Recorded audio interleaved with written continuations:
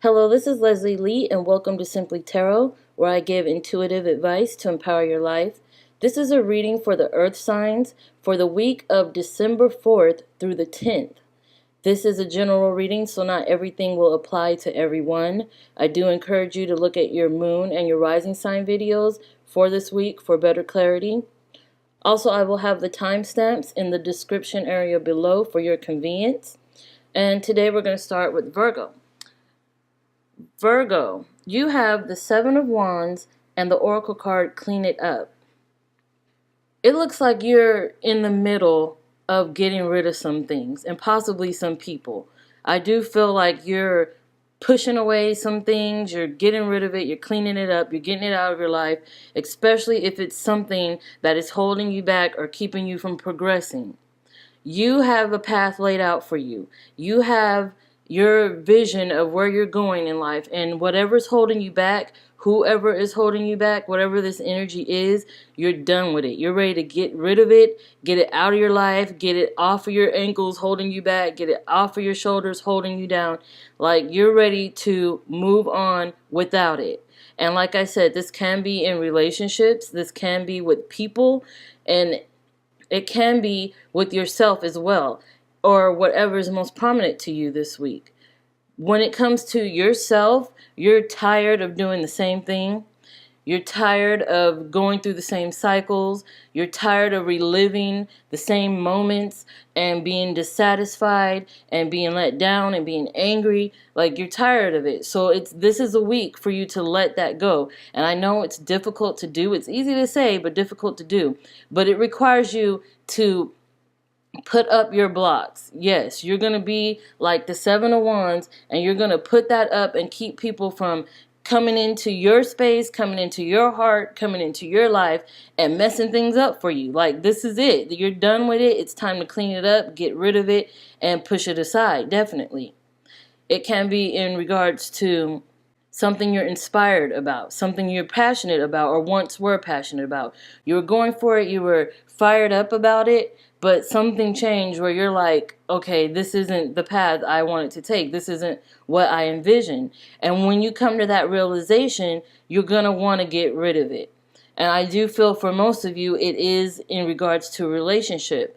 This could be whatever relationship is significant to you. It can be romantic relationship. It can be with an ex. It can be with a friendship that just no longer seems to serve either party.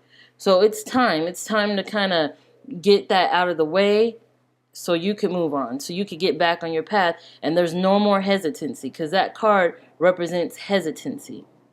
Okay, moving on to Taurus. Taurus, you have the Queen of Wands and the Oracle card Observer. Now, the Queen of Wands can represent a fire sign, Leo, Aries, or Sagittarius, who may be significant to you this week or may influence this week somehow for you. But mostly this is about a passion, an idea, something you were inspired by that you may want to take on this week. However, there is a requirement that you kind of get a different perspective, and not just a different perspective, but step out of that circle so you could look at the situation in a more neutral space. I do feel for a lot of you, there may be anger involved when it comes to a relationship. I do feel that there is a resentment, anger, this sort of very fiery, passionate, energy that is projected towards someone who's probably hurt you or took advantage of you or took you for granted. I do feel this has to do with relationships for a lot of you. But remember, this is a general reading. So if this is with, a project or with home, it's telling you to take a different look at it. Before you make an action, before you make a move, to kind of step back, take that neutral position and look at it from a different angle. You know what I mean? Before you say what it is you want to say, or before you, act on what it is you want to do, just look at it again. Give it a once over before you actually make that move. But for a lot of you, I do feel that this is about a passion, a fiery passion. It can be with relationships as well. I feel not only that fiery energy, but a lot of this tension, a lot of this anger, and like I said, resentment towards a particular person or group of people. And the universe and the cards are just telling you that you may be justified in the way you feel about this person or this group, but before you do something that you will later regret, you have to get a different perspective on it. Take a step back, even give it a few days, to go through what you want to say, if you should say it, when you should say it, or how to act, whatever this action is for you before you make a move, only to keep you from second guessing yourself. This can also be in regards to moving.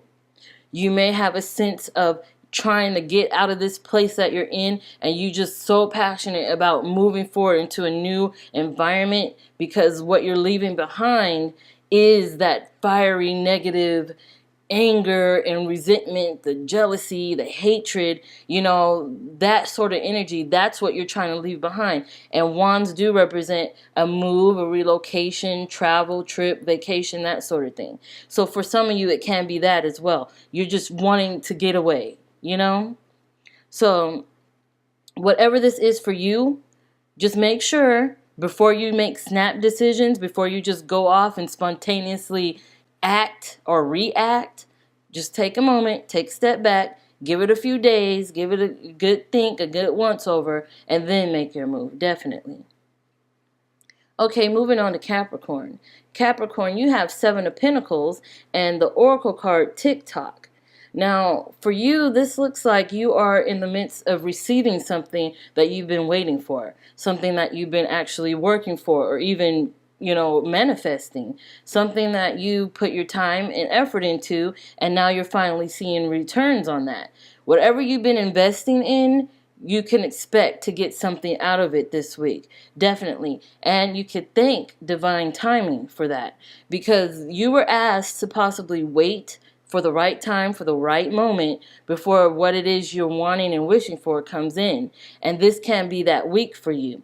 You are definitely gathering up the fruit of your labors. You are definitely in a receiving mode, and divine is definitely on your side.